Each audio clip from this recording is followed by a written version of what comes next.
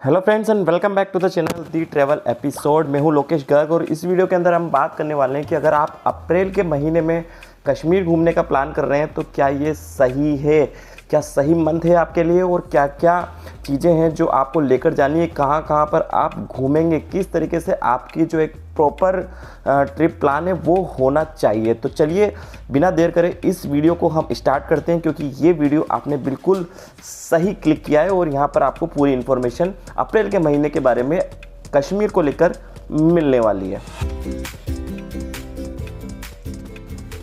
देखिए, कश्मीर पहुंचने के लिए सबसे पहले आपके पास दो ऑप्शन है। या तो पहला ट्रेन, अगर ट्रेन से जाते हैं तो आप जम्मू उतर जाइए।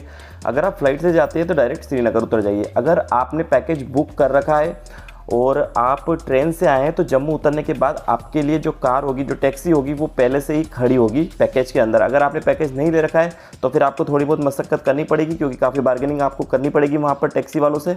आपने पैकेज बुक पहले से करा रखा है तो आपको डायरेक्ट वहाँ पर आपकी कैब है वो ऑलरेडी पहले से मिल जाएगी। अब देखिए, आप सबसे पहले जाएंगे कैब से जम्मू से श्रीनगर। ये 270 किलोमीटर का रास्ता है, काफ़ी अच्छा रास्ता है और करीब 6 से 8 घंटे आपको यहाँ से यानी कि जम्मू से श्रीनगर जाने के लिए लग जाएंगे। अब देखिए, बीच की बात करें अगर हम, तो उधमपुर, पाटनी टॉप और जवाल टनल, ये तीन ऐसी जगह है जहाँ पर आप घूम फिर सकते हैं। घूमते फिरते जाइए, क्योंकि आप जब जा ही रहे हैं, 270 किलोमीटर का सफ़र है, तो ये जो चीज़ें हैं, जैसे पाटनी टॉप में आपको स्नो वगैरह, अगर स्नोफॉल हुआ है उस टाइम पर जब आप जा रहे हैं तो पाटनी टॉप में आपको स्नोफॉल अच्छा खासा मिल जाएगा। उधमपुर में आप चाय कॉफ़ी वगैरह और ये पी सकते हैं, रुक के एंजॉय कर सकते हैं उस सिटी को भी, और साथ में जवाल टनल तो आप जाएंगे। तो ये तीनों जगह होते हुए आप शाम तक पहुंच जाएंगे श्रीनगर। अब देखिए, श्रीनगर में जाने के बाद आप शाम को क्या कर सकते हैं, पहले तो आप अपने होटल में चेक इन कीजिए, जो भी आपके पास होटल है। अगर होटल नहीं है तो फिर वही बात है कि आपको ढूंढना पड़ेगा। अगर आपने पैकेज ले रखा है तो आपके पास पहले से होटल होगा, तो आप चेक इन करेंगे, थोड़ा सा रिफ्रेश होकर बाहर निकलिए और डल लेक के किनारे आप शाम को अगर सही टाइम पे पहुंच गए हैं 3-4 बजे तक श्रीनगर, तो शाम को 5-6 बजे आप शिकारा राइड ले लीजिए। देखिए, 1-1.5 घंटे की शिकारा राइड होती है और शिकारा राइड पर पर्सन मैं आपको बता रहा हूँ कि 200 से 250 रुपये, इससे ज़्यादा आपको नहीं पड़ना चाहिए पर पर्सन। वो आपको कुछ भी बोले, कितने भी रुपए मांगे, आप एक बोट के अंदर जो है कम से कम 4 से 5 जने बैठ सकते हैं आराम से, और आपका जो पर पर्सन का है वो 200 से 250 रुपये, इससे ज़्यादा नहीं आना चाहिए कॉस्टिंग।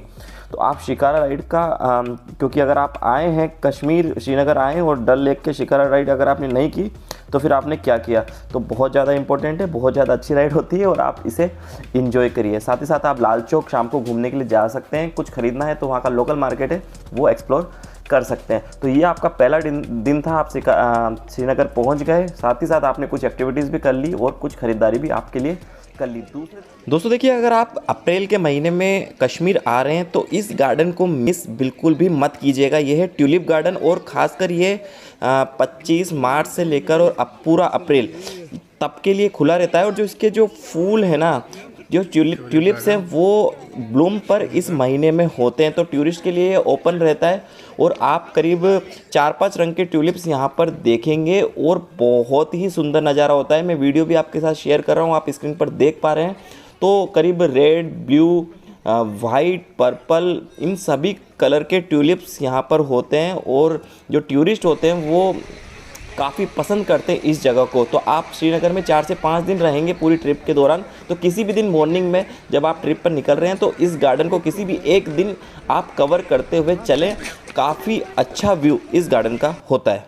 दोस्तों, हम पहले दिन पर थे, हमारा पहला दिन ख़त्म होता है, दूसरे दिन हम चलेंगे गुलमर्ग।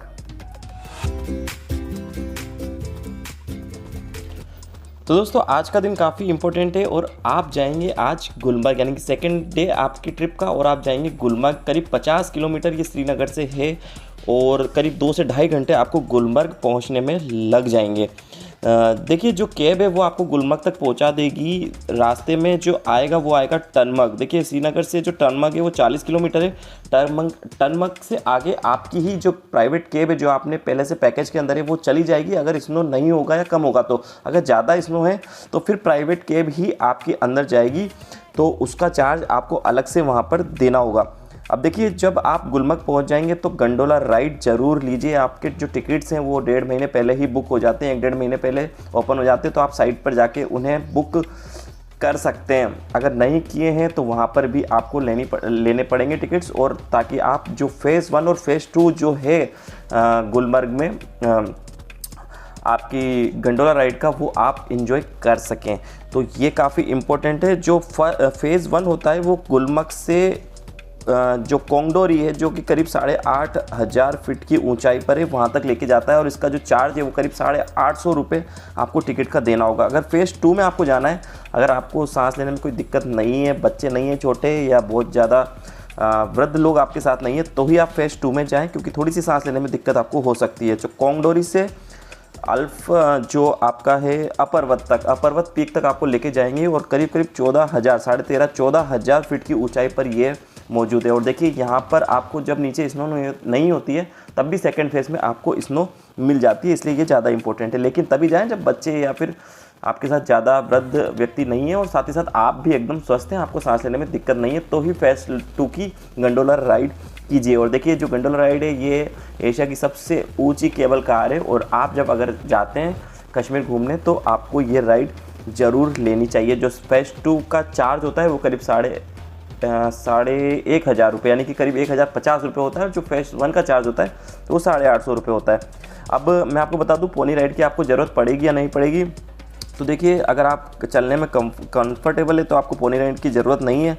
चलने में दिक्कत होती है और स्नोफॉल अगर बहुत ज़्यादा है तो आप पोनी ले सकते हैं, यानी कि घोड़े ले सकते हैं। पोनी राइड मतलब घोड़े का यूज़ कर सकते हैं, और 600 से 800 रुपये पर पर्सन आपको ये यहाँ पर चार्ज करेंगे। तो देखिए गुलमर्ग में अगर आपको ये जो गंडोला राइड है वो उसके टिकट्स नहीं मिल रहे हैं, तो आप गुलमर्ग में गोल्फ कोर्स है वहाँ जा सकते हैं, महाराजा पैलेस से यहाँ पर जा सकते हैं। साथ ही साथ 1000 से भी ज़्यादा 100 साल से भी पुराना एक चर्च है, वहाँ पर भी आप विज़िट कर सकते हैं। तो ये था गुलमर्ग, और गुलमर्ग में मैंने आपको बता दिया करीब 50 किलोमीटर ये सोनमर्ग से, और 2 से ढाई घंटे आपको यहाँ पहुँचने में लगेंगे। तो ये पूरी जानकारी गुलमर्ग के बारे में। अब डे 3 जब हम चलेंगे सोनमर्ग, तो ये भी काफ़ी अच्छा दिन आपके लिए होने वाला है।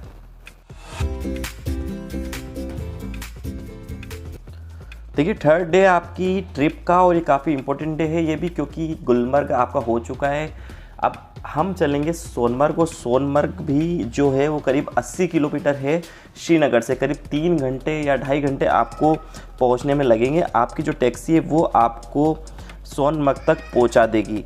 अब सोनमर्ग वैली को आप इंजॉय कर सकते हैं। अगर आप ऐसे महीने में आते हैं जब स्नोफॉल हुआ है तो आपको यहीं पर स्नो मिल जाएगा, आपको कहीं जाने की ज़रूरत नहीं है। अप्रैल महीने की बात करूं, अगर स्नो आपको मिल जाता है तो बहुत अच्छी बात है। इस अप्रैल एंड में आ रहे हैं, मिड में आ रहे हैं, या फिर इससे ज़्यादा लेट आ रहे हैं, आप मई में आ रहे हैं, तो आपको थजीवास ग्लेशियर या 0 पॉइंट जो है वहाँ पर जाना पड़ेगा स्नो का दीदार करने के लिए, बर्फ़ का दीदार करने के लिए। अगर आप थजीवास ग्लेशियर जाते हैं तो आपको पोनी राइड लेनी पड़ेगी। अगर जब 0 पॉइंट जाते हैं तो फिर जो कि जोजिला पास भी है, पास में 25 किलोमीटर है करीब सोनमर्ग से ये 0 पॉइंट जो है, तो आपको फिर यूनियन टैक्सी करनी पड़ेगी, क्योंकि प्राइवेट टैक्सी आपकी नहीं जाएगी, और काफ़ी ज़्यादा चार्ज करते हैं। 5,000 से 7,000 रुपये भी एक टैक्सी का ये चार्ज कर लेते हैं। जो पोनी राइड है, अगर आप थजीवास ग्लेशियर पर जा रहे हैं तो पोनी राइड लेनी पड़ेगी। 1,000 से 1,500 रुपये पर पर्सन पोनी राइड का, यानी कि घोड़े का आपको देना होगा। इसके अलावा मैं आपको बता दूं कि बेताब वैली है, फिश पॉइंट है, और सरबल विलेज है, ये आप यहाँ पर विज़िट कर सकते हैं अगर 0 पॉइंट और थजीवास ग्लेशियर नहीं जा रहे हैं। साथ ही साथ आपको सोनमर्ग में भी स्नो नहीं मिली है, और इन दोनों जगह आपका अगर थजीवास ग्लेशियर और 0 पॉइंट नहीं जाना है, जोजिला पास नहीं जाना है, तो इन जगहों को भी आप जो है वो इंजॉय कर सकते हैं। तो ये थी पूरी गुलमर्ग की जानकारी, सोनमर्ग की जानकारी। और सोनमर्ग काफ़ी अच्छी जगह है, आप जब भी आएँ तो गुलमर्ग के साथ साथ सेकंड डे आप सोनमर्ग के लिए ज़रूर रखिए। अब देखिए चौथा दिन, और चौथे दिन हम चलेंगे पहलगांव। तो दोस्तों चौथा दिन हमारी ट्रिप का, और आज हम जाएंगे पहलगांव, जो कि करीब 95 किलोमीटर 95 किलोमीटर है। 3 से 3.5 घंटे आपको यहाँ पर पहुँचने में श्रीनगर से लग जाएंगे। देखिए यहाँ पर जो घूमने की जगह है, आप लोकल साइट सीन्स यानी कि जो लोकल आपकी सिटी है उसको घूमिए। साथ ही साथ 3 वेले यहाँ पर आपको है वो घूमनी पड़ेगी, और इसके लिए यूनियन टैक्सी लगेगी, आपकी टैक्सी नहीं जाएगी। बेताब वैली, अरू वैली, साथ ही साथ बैसिरन, जिसे कि मिनी स्विट्ज़रलैंड भी कहा जाता है, और सिर्फ पोनी से ही यहाँ पर जा सकते हैं। जो बैसिरन की बात कर रहा हूँ, यहाँ पर आपको पोनी राइड लेनी पड़ेगी। जो बेताब वैली और अरू वैली, वहाँ के लिए आपको जो आपकी गाड़ी है वो पहुंचा देगी। प्राइवेट जो गाड़ी है जो अलग से करेंगे आप यूनियन कैब की, वो पहुंचा देगी। 100 रुपये एंट्री फीस जो है वो बेताब वैली की है, आरू वैली की 50 रुपये एंट्री फीस है। तो जो पोनी राइड है वो बेस्ट रन में लेनी ज़रूरी है, जिसे मिनी स्विट्ज़रलैंड भी कहा जाता है। यूनियन टैक्सी जो आप लेंगे वो करीब करीब आपकी 2500 से 3500 तक चार्ज कर सकती है। इससे ज़्यादा ना दें आप। 1-1 घंटे आपको ये अलग अलग वैली में रुकने के लिए देते हैं, तो इससे ज़्यादा आप ना दें। अगर इससे ज़्यादा आपका टाइम होगा तो पर आवर के हिसाब से ये आपसे 400 रुपये 500 रुपये एक्स्ट्रा मांग सकते हैं। फिर भी मैं कहूँगा 2500 रुपये से ज़्यादा आप ना दें। 2500 इसमें वो मान जाएंगे। और यूनियन टैक्सी है वो आपको तीनों वैली घुमा के ले आएगी। पोनी राइड की आवश्यकता आपको वहाँ पड़ेगी जब आप बेस रन जाएंगे। तो ये सब कुछ आप घूम लें। बहुत ही अच्छी जगह है पहलगाम भी। और जब आप अगर जा ही रहे हैं कश्मीर तो इसे मिस ना करें और इसे भी घूमें। और देखिए इसके बाद आप वापस पहुंच जाएं आपके जो भी आपने स्टे ले रखा है जिस भी होटल में श्रीनगर के अंदर, और जो 5वां दिन है वो आप सुबह जल्दी निकलते हुए आप वापस पहुंच सकते हैं जहाँ से भी आपके। अगर आपकी फ़्लाइट है तो श्रीनगर से ही मिल जाएगी, वरना आप वापस जम्मू आइए। वही 7 से 8 घंटे आपको जम्मू आने में लगेंगे और शाम को आपकी ट्रेन होनी चाहिए इस दिन, और आप वापस अपने घर के लिए यहाँ से जा सकते हैं। तो ये था पूरा अप्रैल का प्लान। अगर आप अप्रैल में आ रहे हैं, जो स्नो मिलेगी वो आपको गुलमर्ग में मिल जाएगी। अगर अच्छी मार्च में हुई है तो साथ ही साथ सोनमर्ग में मिल जाएगी। अगर सोनमर्ग में आप लास्ट अप्रैल में आ रहे हैं, सोनमर्ग में स्नो नहीं है, तो आप जो है वो जितने भी मैंने आपको ग्लेशियर बताए वहाँ जा सकते हैं। थजीवास ग्लेशियर है आपका, साथ ही साथ 0 पॉइंट है, वहाँ पर आप जा सकते हैं। अगर आप गुलमर्ग की बात करें तो आप फेज़ 2 में जाकर स्नो का मज़ा ले सकते हैं। तो ये वीडियो आपको कैसी लगी मुझे कमेंट कर ज़रूर बताएं। साथ ही साथ आपके कोई भी क्वेश्चन हो तो आप मुझे कमेंट बॉक्स में कमेंट कर दें। अगर आप पैकेज बुक कराना चाहते हैं हमारे थ्रू तो आपका नंबर डिस्प्ले हो ही रहा है, आप मुझे वहाँ पर व्हाट्सअप ज़रूर करें। वीडियो को ज़्यादा से ज़्यादा शेयर करें और लाइक करना बिल्कुल ना भूलें।